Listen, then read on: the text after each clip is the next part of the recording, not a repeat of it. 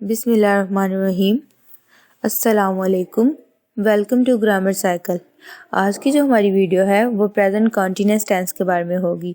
जो हमारी पिछली वीडियोस थी उसमें हमने टेंसेस के बारे में पढ़ा, उसकी टाइप्स को पढ़ा और उसकी जो पहली टाइप है प्रेजेंट टेंस, उसके अंदर हमने उसकी फॉर्म्स देखी और प्रेजेंट इंडेफिनिट को पढ़ा। आज की जो हमारी वीडियो है उसमें हम प्रेजेंट कॉन्टिन्यूस टेंस को पढ़ेंगे और इसे समझने की कोशिश करेंगे। तो इसमें जो आज हम सीखेंगे उसकी डेफिनेशन पढ़ेंगे, आइडेंटिफिकेशन पढ़ेंगे उर्दू में भी और इंग्लिश में भी, स्ट्रक्चर देखेंगे, उसके यूजेस देखेंगे और आपको मैं एक एक्सरसाइज भी दूंगी, सॉल्व एक्सरसाइज होगी वो, ताकि आपको समझने में बहुत आसानी हो। तो सबसे पहले हम इसकी डेफिनेशन से स्टार्ट कर लेते हैं। तो इसकी इंग्लिश में डेफिनेशन देख लेते हैं कि इंग्लिश में इसकी डेफिनेशन क्या है। The present continuous verb tense indicates that an action or condition is happening now, frequently, and may continue. It is also called present progressive. Present continuous tense वो tense होते हैं जिसमें काम हो रहा होता है, मौजूदा ज़माने में हम काम जारी भी है और वो हो भी रहा होता है। और उसके अलावा इसे हम प्रेजेंट कॉन्टिन्यूस को प्रेजेंट प्रोग्रेसिव भी कहते हैं। मतलब अगर हम इन अ ईजी वे बात करें तो प्रेजेंट कॉन्टिन्यूस टेंस वो टेंस होते हैं जिसमें काम जारी होता है। जैसे वो खा रहा है, वो लाहौर जा रहा है, मतलब हम बात कर रहे हैं, रहा है, रही है, वो कोई काम कर रहा है। तो ये जितने भी ऐसे जुमले होते हैं उन्हें हम प्रेजेंट कॉन्टिन्यूस ही कहते हैं। अगर हम इसकी डेफिनेशन देखें उर्दू के अंदर, तो इसकी डेफिनेशन जो उर्दू में है वो ये है कि ऐसे जुमले जो ज़माना हाल में हो रहे हों और अभी तक जारी हों, ज़माना हाल में भी हो रहे हैं और वो जारी भी हैं, तो ऐसे जुमलों को हम प्रेजेंट कॉन्टिन्यूस कहते हैं। इसके बाद हम इसकी आइडेंटिफिकेशन इंग्लिश में देख लेते हैं। A present participle is a verb that ends in ing। मतलब प्रेजेंट पार्टिसिपल हम कहते हैं फॉर्म जो सी होती है, वर्ब की जो फर्स्ट फॉर्म होती है उसे प्रेजेंट पार्टिसिपल कहते हैं। और अगर उसके साथ ing लगा हो तो मतलब वो जुमला जो सा है वो प्रेजेंट कॉन्टिन्यूस का जुमला है, मतलब वो कॉन्टिन्यूस है और वो प्रेजेंट कॉन्टिन्यूस का जुमला है अगर अगर वर्ब की फर्स्ट फॉर्म के साथ ing लगा हो। अब हम आगे देख लेते हैं कि इसकी उर्दू में आइडेंटिफिकेशन क्या है। तो उर्दू में जो इसकी आइडेंटिफिकेशन है वो ये है कि उर्दू में इन जुमलों का इख्तिताम रहा है, रही है, रहे हैं, रहा है, इन जुमलों इन अल्फाज से होता है। और ऐसे जो जुमले होते हैं वो ज़माना हाल जारी के होते हैं, प्रेजेंट कॉन्टिन्यूस के जुमले होते हैं। उर्दू में पहचान है कि जिन जुमलों के आखिर में रहा है, रही है, रहे हैं आ रहा होता है उन्हें हम प्रेजेंट कॉन्टिन्यूस कहते हैं। आगे हम देखते हैं कि इसमें हेल्पिंग वर्ब्स कौन से यूज़ होते हैं। तो जो हेल्पिंग वर्ब्स इनमें यूज़ होते हैं वो है इज़, एम, आर। उसके बाद इसका जो हमारे पास एक हम इसका जो स्ट्रक्चर होता है प्रेजेंट कॉन्टिन्यूस को बनाने का वो क्या है। तो इसका सबसे पहले जो पूरे इसमें एक सब टेंसेस जिस स्ट्रक्चर से बनते हैं, सिर्फ हेल्पिंग वर्ब्स का ही फ़र्क हम डालते हैं और बाकी वो सेम ही बनते हैं। तो वो फार्मूला देख लेते हैं। There is identically just one formula to mastering the present continuous tense and this is how it goes. तो ये इसको बनाने का सिर्फ एक ही फार्मूला है और वो ये है subject plus am, is, are, मतलब हेल्पिंग वर्ब का हम चेंज करेंगे, प्लस प्रेजेंट पार्टिसिपल और वर्ब प्लस ing, मतलब वर्ब की जो फर्स्ट फॉर्म है उसके साथ हम ing का एडिशन करेंगे और प्लस ऑब्जेक्ट। तो ये जो हमारा है ये फार्मूला है प्रेजेंट कॉन्टिन्यूस को बनाने का। अब अगर हम पॉजिटिव टेंस में बात करें कि इसकी पॉजिटिव में इसकी क्या पहचान है कि हम पॉजिटिव सेंटेंस को कैसे बनाते हैं, तो उसको जो बनाने का हमारे पास स्ट्रक्चर है या उसका जो फॉर्मूला है वो ये है। The structure of positive present continuous sentence is subject plus auxiliary verb, मतलब हेल्पिंग वर्ब यानी इज, एम, आर में से कोई भी, प्लस ing और plus form of main verb. उसके बाद हम देख लेते हैं कि इसको बनाने का क्या तरीका है और इसमें मतलब कौन से रूल्स हम किन रूल्स को फॉलो करते हैं। Rules for positive sentences in present continuous tense.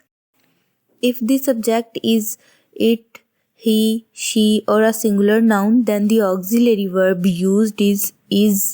If the subject is they, we, I, you or a plural noun, then the auxiliary verbs used are and am. To better understand, read the below given sentences written in positive present continuous form. मतलब कि इसके rules ये हैं कि जहाँ भी singular noun होगा यानी ही, शी, इट होगा उनके साथ हम इस का यूज़ करेंगे, लेकिन जहाँ हमारे पास होगा आई यू वी दे, मतलब जितने भी हमारे पास प्लूरल नाउन होंगे उनके साथ जो हम ऑक्सिलरी वर्ब या हेल्पिंग वर्ब लगाएंगे वो होगा आर या एम। तो इसकी कुछ एग्जांपल्स हैं जिससे आपको बहुत अच्छे से समझ आ जाएगा, जैसे it is falling, he is sleeping, she is singing, the dog is barking, we are going to the terrace, I am thinking about him, you are troubling me, children are playing। ये तमाम जो examples हैं ये positive sentences की हैं present continuous के। तो I hope कि आपको यहाँ से बहुत अच्छे से इसकी समझ आ गई होगी। आगे हम देखते हैं कि नेगेटिव सेंटेंसेस को बनाने का क्या स्ट्रक्चर है। तो इसको बनाने का जो स्ट्रक्चर है वो ये है, ये बहुत सिंपल इसका स्ट्रक्चर है, जस्ट हमने नोट का एडिशन करना होता है। मतलब हम इन जुमलों में नहीं का इस्तेमाल होता है, तो हम इनको जब बनाते हैं तो इसका स्ट्रक्चर सिर्फ यही है, subject plus auxiliary verb plus not plus ING first form of verb. तो इसका फॉर्मूला यही है। इनमें जस्ट डिफरेंस ये है कि नेगेटिव सेंटेंसेस में नहीं का इस्तेमाल होता है तो हम मतलब इनमें नॉट यूज़ करते हैं। आगे हम इसके लिए अगर रूल्स देखें तो इसके रूल्स भी वही सेम है कि जो हमारे पास ही, शी, इट होगा, सिंगुलर नाउन होगा, उसके साथ हम ऑक्सिलरी वर्ब जो लगाएंगे वो इज़ होगा, और जो हमारे पास आई, यू, वी होगा उनके साथ हम एम का या फिर आर का एडिशन करेंगे। इसकी जो एग्जाम्पल्स हैं वो देख लेते हैं ताकि आपको अच्छे से समझ आ जाए। जैसे he is not cooperating, she is not writing, it is not moving, the scissor is not working, they are not listening, we are not going, I am not doing it, you are not behaving properly, children are not playing in the park। तो ये सब examples negative sentences के हैं। आपने देखा होगा कि इनमें सिर्फ नॉट का एडिशन हुआ है, बाकी जो इनका स्ट्रक्चर है इन्हें जैसे भी हमने बनाया है वो बिल्कुल पॉजिटिव सेंटेंसेस का जो स्ट्रक्चर था वैसा ही है, सिर्फ नॉट का एडिशन है। और ये सब एग्जांपल्स, इतनी ज़्यादा एग्जांपल्स सिर्फ आपको समझाने के लिए कि आपको बहुत अच्छे से समझ आ जाए। हम प्रेजेंट कॉन्टिन्यूस का यूज़ देखें तो वो ये है, to talk about repeated actions, मतलब वो तमाम एक्शंस जो रिपीट हो रहे हैं, बार बार रिपीट हो रहे हैं, उन सब एक्शंस को भी हम प्रेजेंट कॉन्टिन्यूस के ज़रिए ही ज़ाहिर करते हैं। The present continuous tense sometimes is also used to talk about actions that are repeatedly frequently. These actions are generally shocking or irritating. Words such as always and constantly are used before the verb here। मतलब ये जो actions हैं ये shocking भी होते हैं और irritating भी होते हैं, और इनमें हम ऑलवेज और कॉन्स्टेंटली को वर्ब से पहले यूज़ करते हैं, चाहे आर है वो सेंटेंस के बिल्कुल स्टार्ट पे आ जाता है। तो अगर हम इसकी एग्जांपल देखें, जैसे इज़ इट वर्किंग नाउ, तो अगर ये हमारा सिंपल सेंटेंस होता तो हम लिखते इट इज़ वर्किंग नाउ, लेकिन चूंकि ये इंटेरोगेटिव है तो हमें अपना हेल्पिंग वर्ब बिल्कुल स्टार्ट पे करना पड़ा, और इसको हमने स्टार्ट पे ले लिया और उसके बाद हमने सब्जेक्ट जो कि इट है उसे हमने ऑक्सिलरी वर्ब के बाद में ले लिया। Is it working now, is he studying, is she singing, is the bus moving, are they coming, are we having dinner, am I going with you, are you missing him, are the children playing cricket. आगे हम present continuous के uses देख लेते हैं कि इस sentence के कौन कौन से यूजेस हैं। इसका जो पहला यूज़ है वो है to talk about ongoing actions, मतलब जो एक्शंस अभी हो रहे हैं, जो अभी जारी हैं, बिल्कुल ऑनगोइंग एक्शंस हैं, उनके लिए भी हम बात करने के लिए प्रेजेंट कॉन्टिन्यूस का ही यूज़ करते हैं। This is the most common use of the present continuous in English. Here we talk about actions that are going on at the time of speaking. You can also talk about actions that are not happening at the time of speaking or ask about the happening of actions. मतलब हम इन्हें ऐसे actions के लिए use करते हैं जो कि हमारे बोलने के वक्त ही हो रहे होते हैं। जैसे हम कहें कि वो खाना खा रहा है, यानी वो अभी ही खाना खा रहा है, जब हम बोल रहे हैं तभी वो खाना खा रहा है। अगर हम ये कहें कि वो कल लाहौर जा रहा है तो वो अभी जाएगा, ये हमारे जब हम ये बोल रहे हैं उस वक्त ये काम नहीं हो रहा। तो ये जो हमारे बोलते वक्त जो एक्शंस परफॉर्म होते हैं उनको भी जाहिर करने के लिए हम प्रेजेंट कॉन्टिन्यूस का यूज़ करते हैं।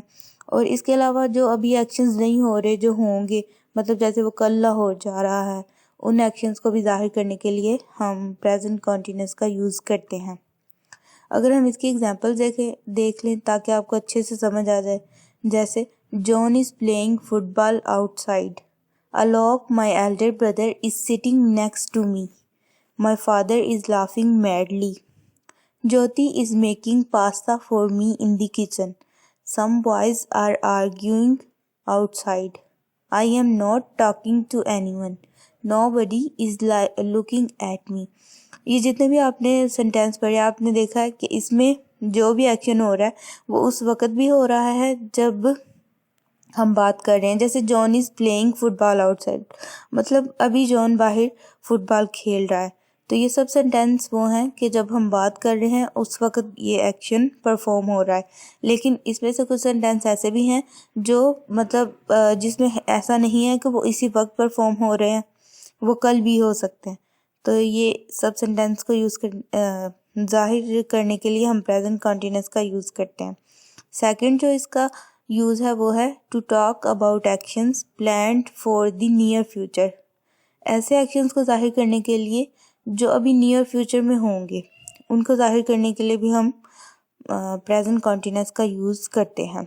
We also use the present continuous tense to talk about actions that are planned for the near future, मतलब अभी नियर फ्यूचर में वो हमने प्लान किए हैं।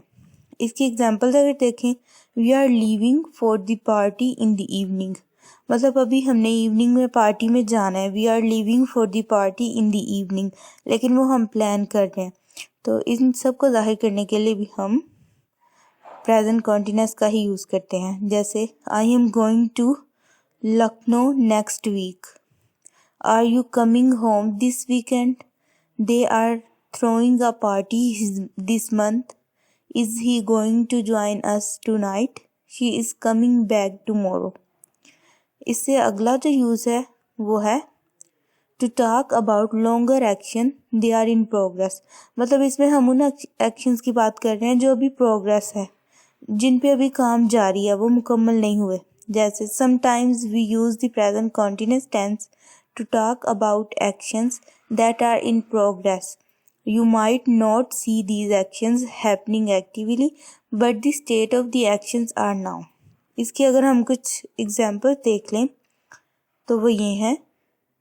My sister is studying BBA at SRCC college, मेरी सिस्टर BBA कर रही है SRCC कॉलेज पे, मतलब अभी वो BBA कर रही है, उसका कंप्लीट नहीं हुआ, तो ये काम जारी है, ये प्रोग्रेस हो रही है।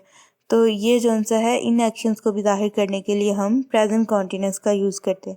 अगर अगली एग्जांपल देखें, जैसे John and Max are living with me these days, I am not teaching at my home any more, are you still working on that project, is Rahul dating your sister. इससे अगला जो सा हमारा यूज़ है वो है to talk about current trends, to talk about changes, मतलब हम इसमें करंट ट्रेंड्स को भी जाहिर कर सकते हैं और चेंजेस को भी। जो अभी ट्रेंड, मतलब करंटली जो ट्रेंड चल रहा है, चाहे वो कपड़ों में फैशन है या मतलब किसी भी चीज़ का वो एक ट्रेंड चल रहा है, तो उनके लिए भी हम प्रेजेंट कॉन्टिन्यूस को ही यूज़ करते हैं।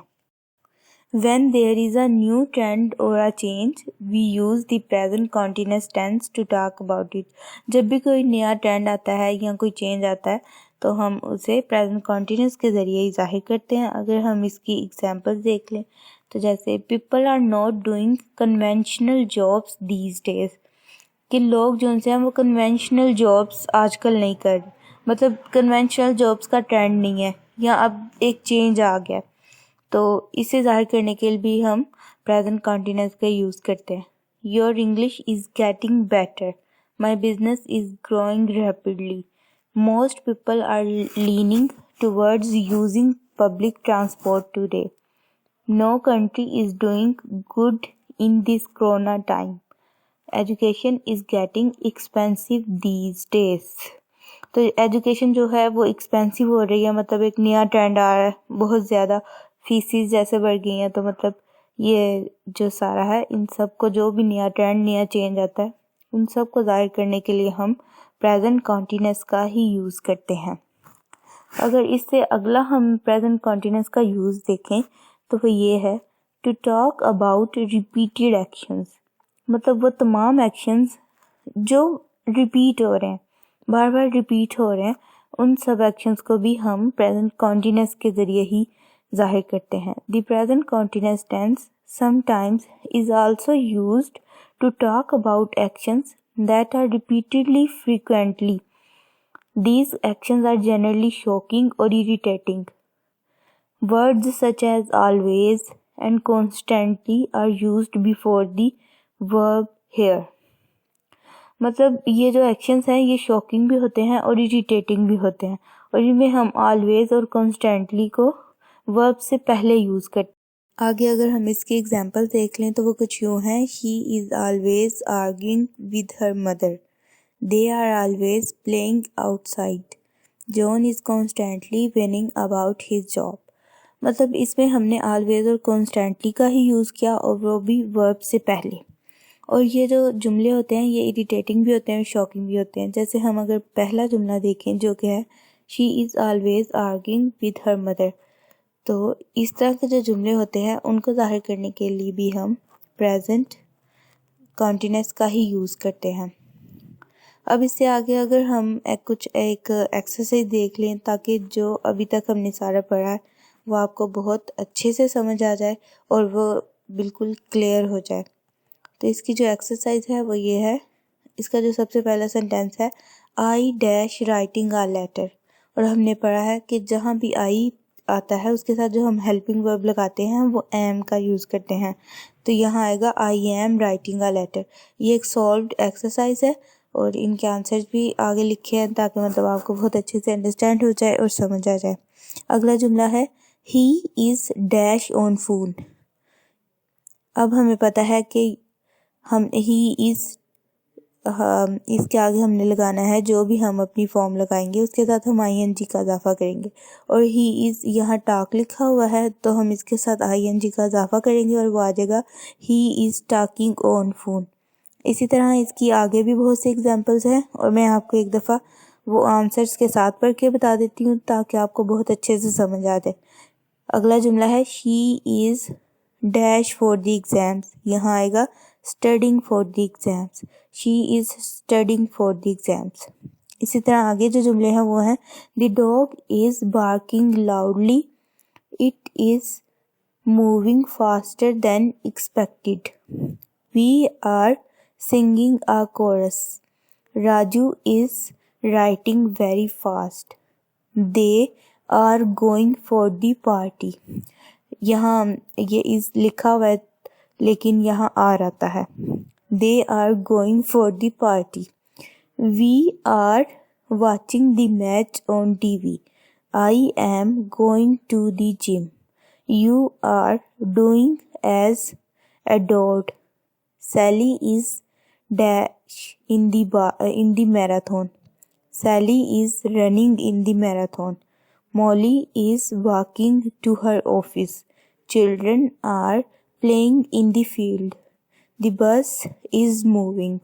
तो ये सारी एग्जाम्पल्स थी और इससे आई होप कि आपका माइंड में प्रेजेंट कॉन्टिन्यूस बहुत अच्छे से क्लियर हो गया होगा। और आज की वीडियो में हमने डेफिनेशन, आइडेंटिफिकेशन, यूजेस